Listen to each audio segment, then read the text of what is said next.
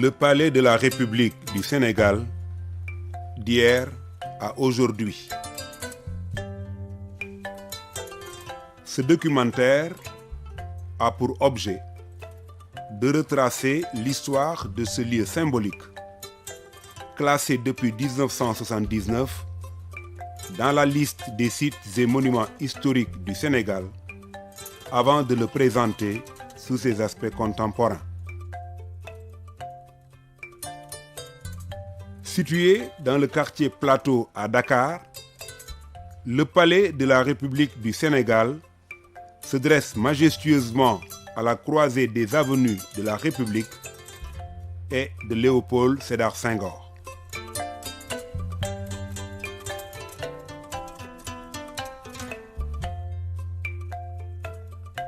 Le palais avant l'indépendance.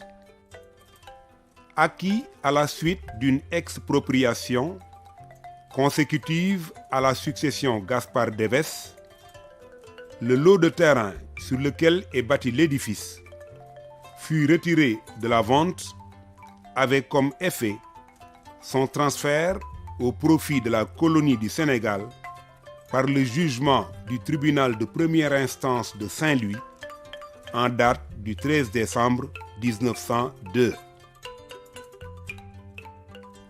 Après avoir été la résidence du gouverneur général de l'AOF, il est aujourd'hui celle du chef de l'État du Sénégal.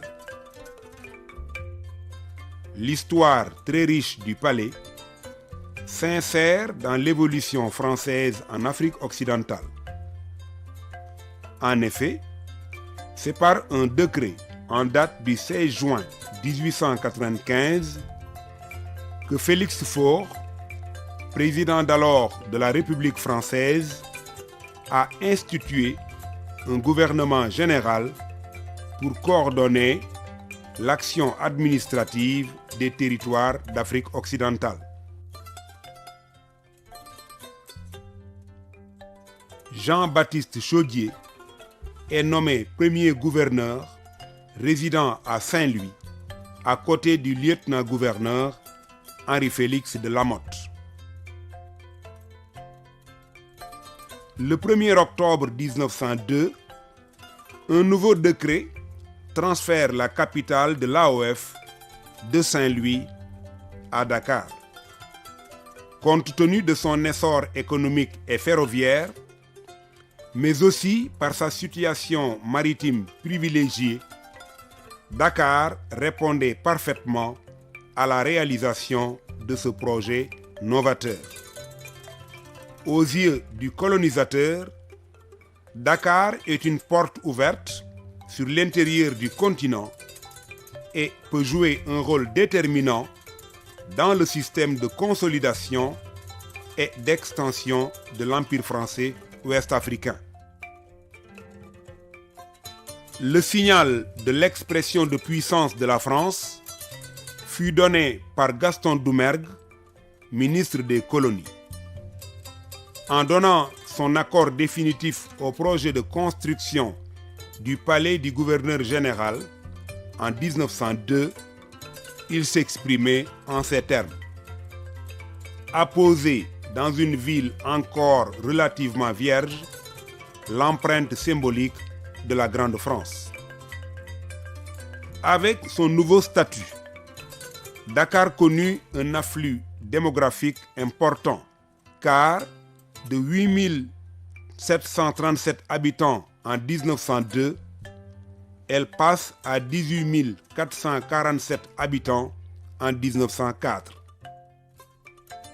Les travaux ont démarré à partir de 1903 sous la supervision d'Henri-Adolphe Auguste Deglan, l'architecte du gouvernement qui s'est inspiré pour cette construction de divers courants architecturaux. Le bâtiment aux lignes très sobres, avec un péristyle central en avancée, avait fait l'objet d'une forte décision ministérielle en date du 27 décembre 1902 que les promoteurs résumaient ainsi. Le sable sera d'un grain fin sec, pur, anguleux, criant à la main, rude au toucher, sans aucun mélange de vase ou autre matière étrangère. La multiplication des éléments décoratifs, tels que les acrotères, ornant les angles de ces deux petits édifices sur le toit du palais, les pilastres de la façade, le tympan triangulaire ou encore les lanternons, rapprochent le bâtiment d'une production architecturale qualifiée d'éclectique. On y trouve en effet mélangés des éléments classiques et des effets optiques proches de l'architecture baroque.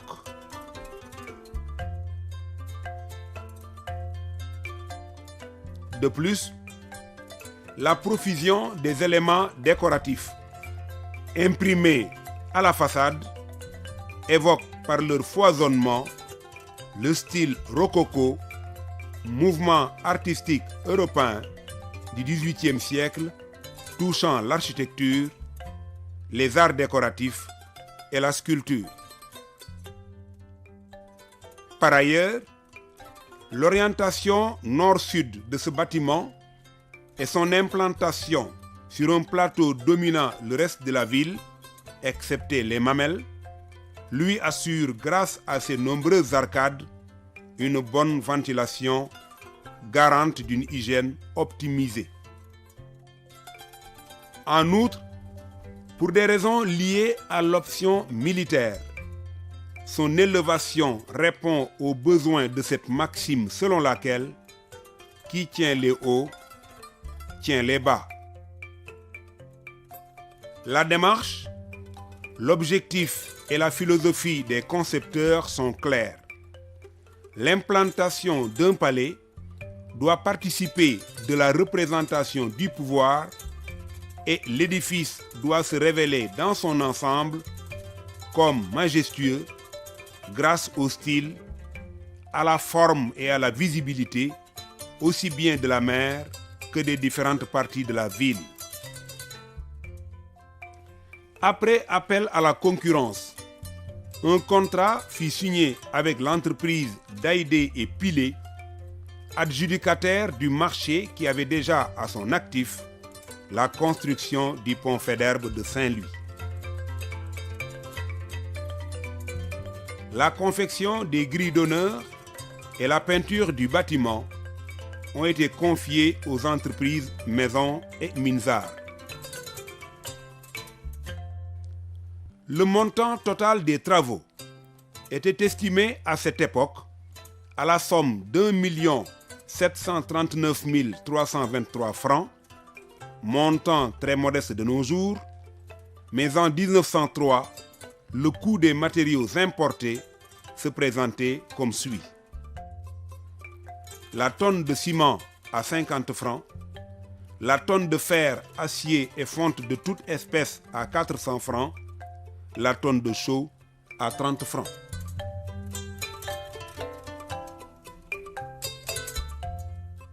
L'exécution des travaux avait requis qu'on fît appel à un personnel technique qualifié qui avait quitté la France le 22 septembre 1903 pour se mettre à l'œuvre dès le mois de novembre 1903.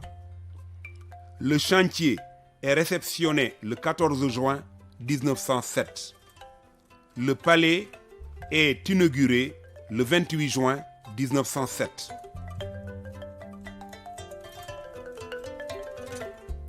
Notons que durant les 4 années des travaux, le gouverneur général Ernest Roume s'était installé à Gorée, dans l'actuel relais de l'Espadon.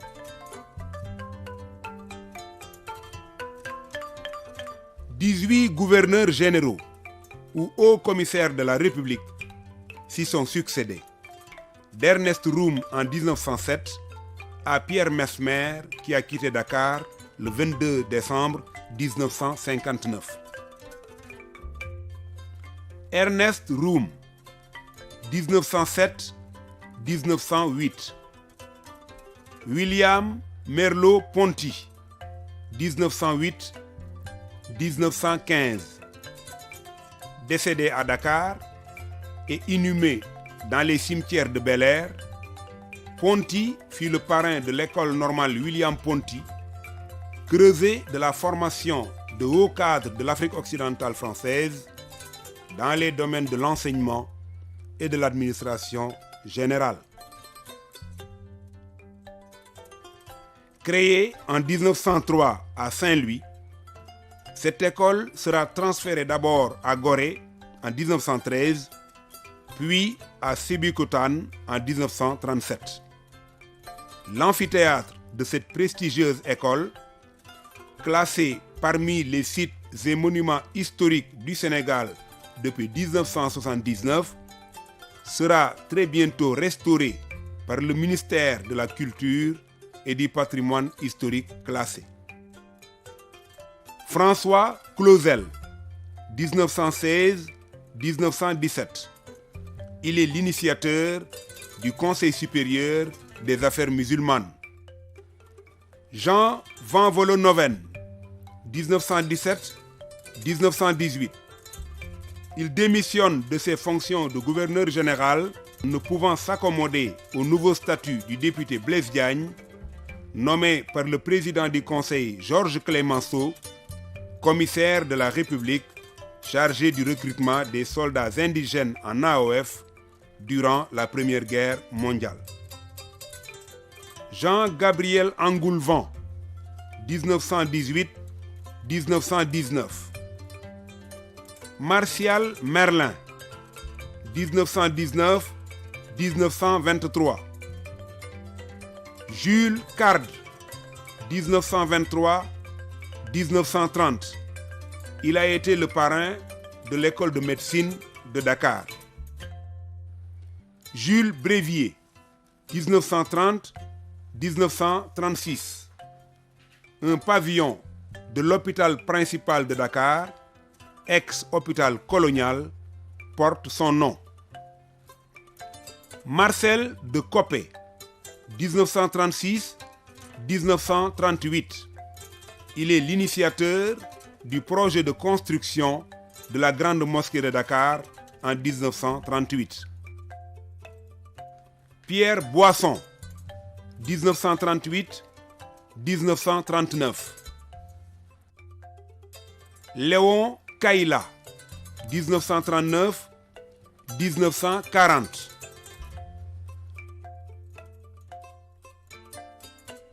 Pierre Boisson, une deuxième fois, 1940-1943.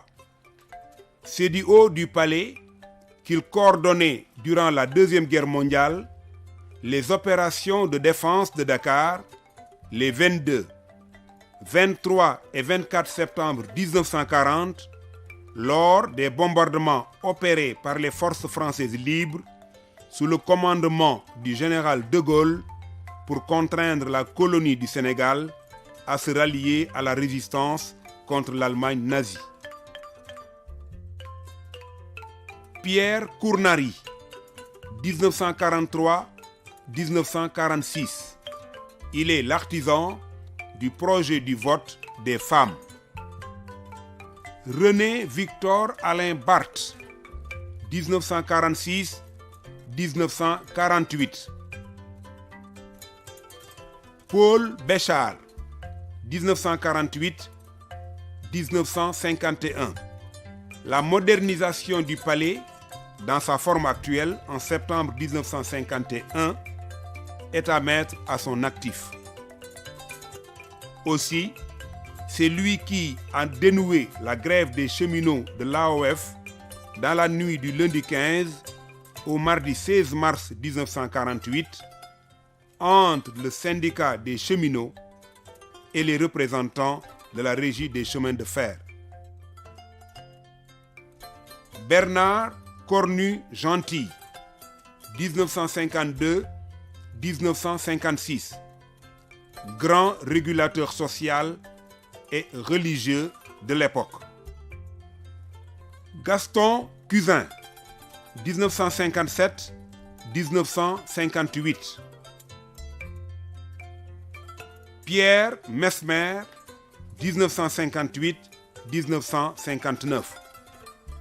C'est à lui qu'il est revenu l'honneur d'accueillir le général de Gaulle au palais le 26 août 1958 lors de sa visite à Dakar dans le cadre de sa tournée de faire accepter au peuple de l'AOF le projet de la communauté franco-africaine.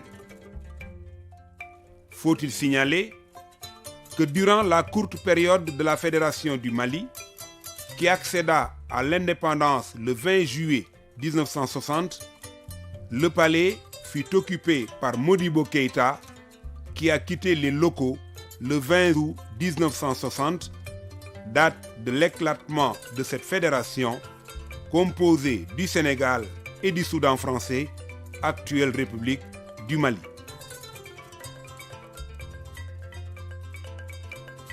Depuis cette rupture, la nouvelle République du Sénégal s'est choisi le drapeau qui flotte fièrement au sommet de ce bâtiment. Symbole de la vitalité républicaine, le drapeau national est composé de 3 bandes verticales de dimensions égales. Le vert, symbole de la nature et de la prospérité. L'or, symbole de la richesse et le fruit du travail, mais également la couleur des arts, des lettres et de l'esprit fécondant. Le rouge, couleur sang, symbole du courage et du sacrifice, de la vaillance militaire, exprime également la détermination ardente et la force résolue qui doit animer chaque Sénégalais. L'étoile de couleur verte à 5 branches marque l'ouverture du Sénégal aux 5 continents, ainsi que les valeurs de la nation guidées par la lumière et la foi vers la perfection.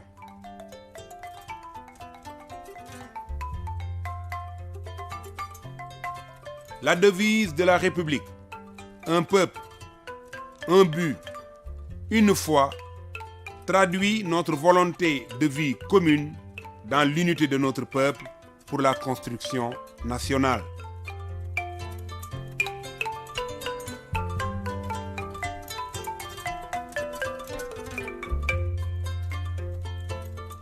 Sur le mât flotte le drapelet avec les initiales du président de la République. Sa visibilité atteste de la présence du chef de l'État sur le sol sénégalais.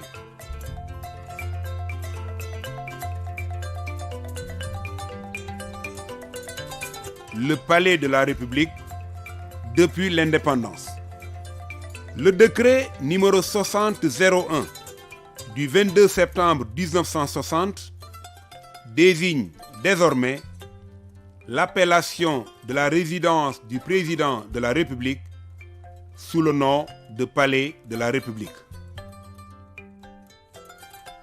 Il est tour à tour occupé par le président Léopold Sédar Senghor de 1960 à 1980, le président Abdou Diouf de 1981 à 2000, le président Abdoulaye Wade de 2000 à 2012,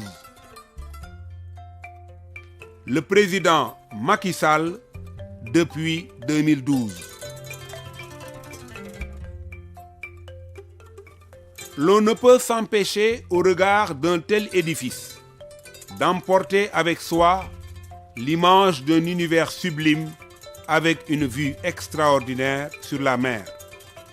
L'émerveillement s'impose devant ce lieu où la beauté et la solennité se côtoient harmonieusement.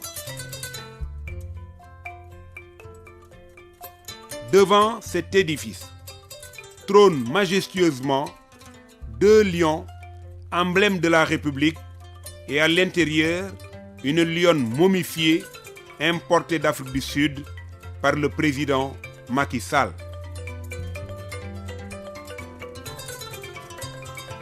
Symbole du courage et de la bravoure, l'esprit du lion est associé à l'invincibilité et à la confiance en soi.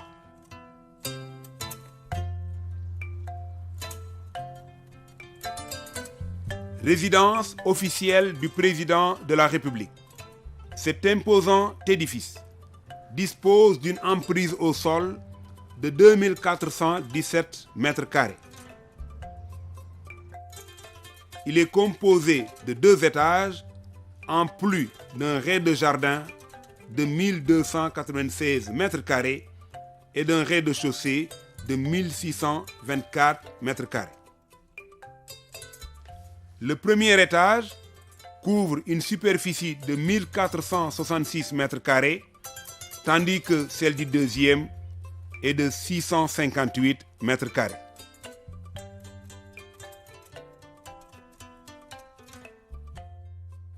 La salle d'accueil, qui fait face au hall d'entrée, reçoit des invités d'honneur en attente d'audience. Elle est contiguë sur sa gauche à la salle de musique avec son piano qui date de l'époque coloniale. C'est ici que le président s'entretient en tête-à-tête avec les chefs d'État et d'autres personnalités. À l'extrême droite du rez-de-chaussée se trouve un troisième salon baptisé Salon Sénégambie en mémoire de la signature le 17 décembre 1981 des traités de la Confédération de la Sénégambie par les présidents Abdou Diouf et Daouda Diawara, qui sera dissoute le 30 septembre 1989.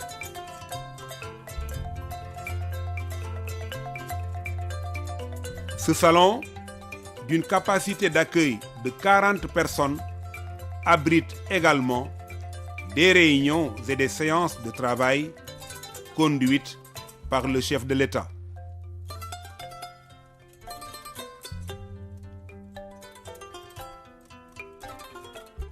Au premier étage du palais, où l'on accède par des escaliers à l'anglaise, avec des marches en chêne, bordées sur les côtés de rampes en fer forgées sur limon en stuc et retenues par des portes mais en cuivre mouluré, se trouve le salon des ambassadeurs et un bureau du président de la République.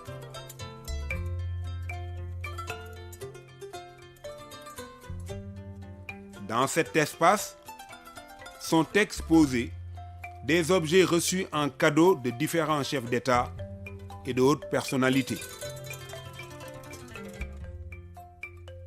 Le salon des ambassadeurs s'ouvre sur la terrasse et permet de contempler les flux et les reflux de la mer avec une belle vue sur l'île de Gorée.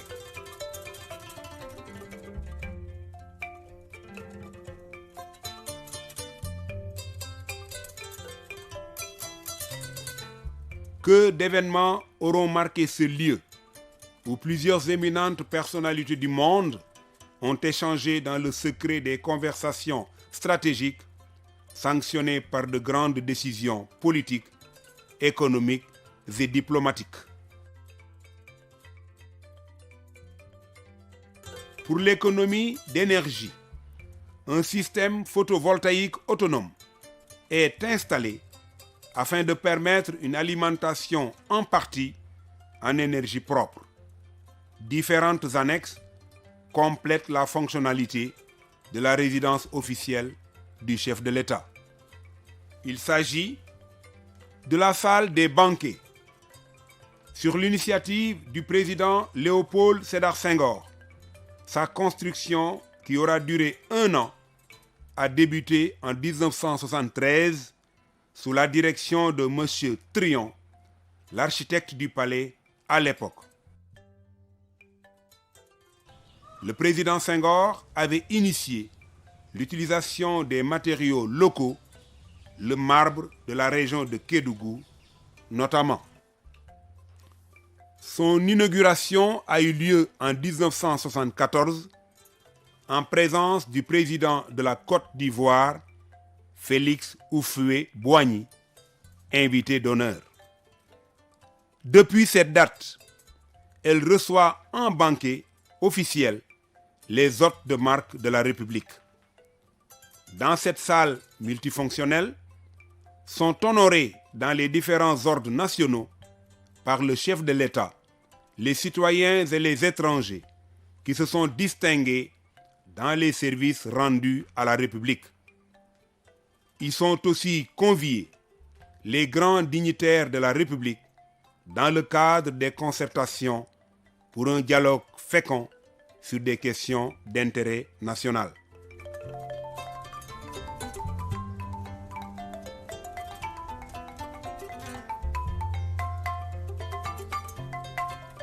La salle du Conseil des ministres. Cette belle œuvre architecturale, dont le style est d'inspiration classique, rappelle la modénature du palais de la République et son cabinet par ses lignes verticales ainsi que sa couronne périphérique. Elle fut construite par le président Abdoulaye Wade entre 2003 et 2005. La salle du Conseil des ministres reçoit chaque semaine les membres du gouvernement. Elle a été baptisée par le président Macky Sall depuis le 3 octobre 2018, salle Bruno Diatta, du nom de ce grand commis de l'État qui, pendant plus de 40 ans, a rempli avec loyauté les fonctions de chef du service du protocole de la présidence de la République. L'on ne peut présenter le palais sans évoquer la partie administrative de la présidence de la République. Le cabinet restreint. À partir du hall, ces escaliers du même style que le palais permettent d'y accéder. Le bureau du président de la République et son secrétariat particulier. En face, le bureau de l'aide de camp. Le couloir ouest mène au service du protocole et du conseiller diplomatique. Le couloir sud conduit à la salle de réunion où le président de la République tient ses séances de travail. La chancellerie. Elle abrite le directeur de cabinet du président de la République et ses bureaux, le secrétariat général et ses services rattachés. À l'est se trouve la grande chancellerie de l'Ordre national du Lion. C'est ici que tous les ordres de décoration sont gérés.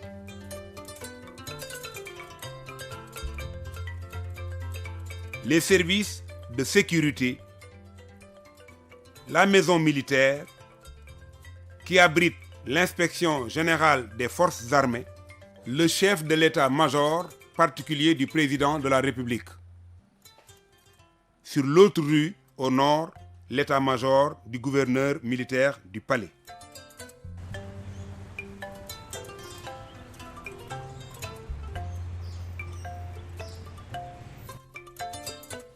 La cour d'honneur. Il est important de souligner que le palais n'est pas que du béton et que le souci de la préservation de l'environnement a toujours été une préoccupation de ses occupants.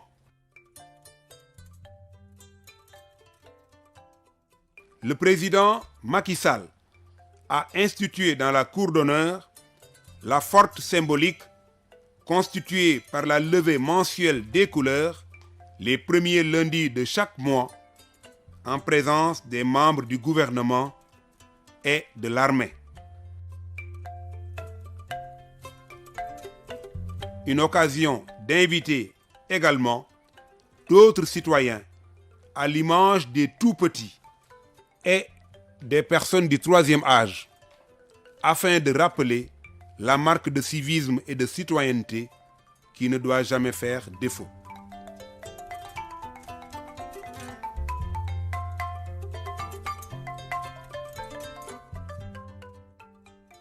Dans cette cour sont rendus également les honneurs de la République aux différents chefs d'État en visite officielle et aux ambassadeurs accrédités au Sénégal devant présenter leur lettre de créance au chef de l'État.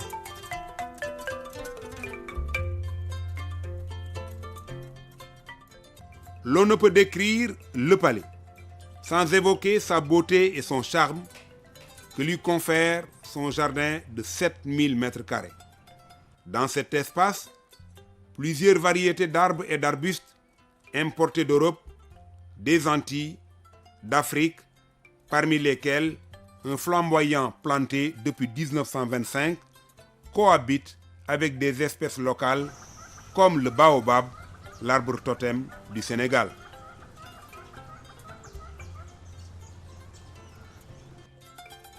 Ce jardin, hérité de la colonisation, a connu un essor plus florissant avec l'avènement du président Léopold Sédar Senghor, qui en fit son lieu idéal d'isolement, de méditation et d'inspiration poétique en ramenant au cours de ses déplacements à l'étranger toujours de nouvelles espèces.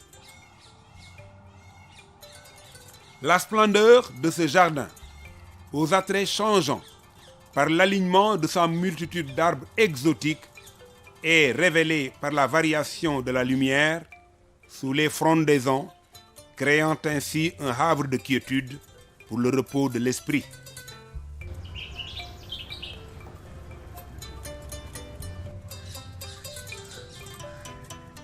En effet, si le président Abdoulaye Wade y a introduit des dattiers et des palmiers, le président Macky Sall s'est illustré par la plantation de sapotilles, de dattiers, de flamboyants et d'autres espèces.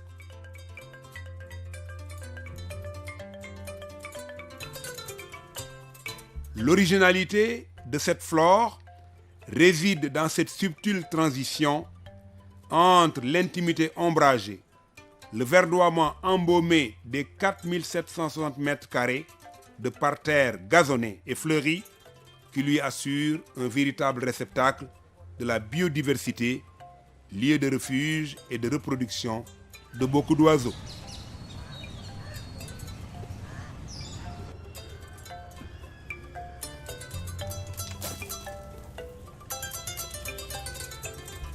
Le charme du palais se reflète également par la présence des pans. Dès son accession à la magistrature suprême, le président Macky Sall y a introduit quelques pairs pour repeupler le palais où se trouvaient jadis des grues couronnées à l'époque du président Léopold Sédar Senghor. Ces espèces aviphones, originaires d'Asie, sont acclimatées comme oiseaux d'ornement. L'incomparable plumage du mâle semble réunir tout ce qui flatte nos yeux dans le coloris tendre et frais des plus belles fleurs. Par ce besoin fondamental de préserver l'équilibre entre le souvenir et le rêve, où chaque société reconnaît une interaction entre l'être humain et la nature, le palais de la République du Sénégal constitue une marque de fierté pour tous les Sénégalais.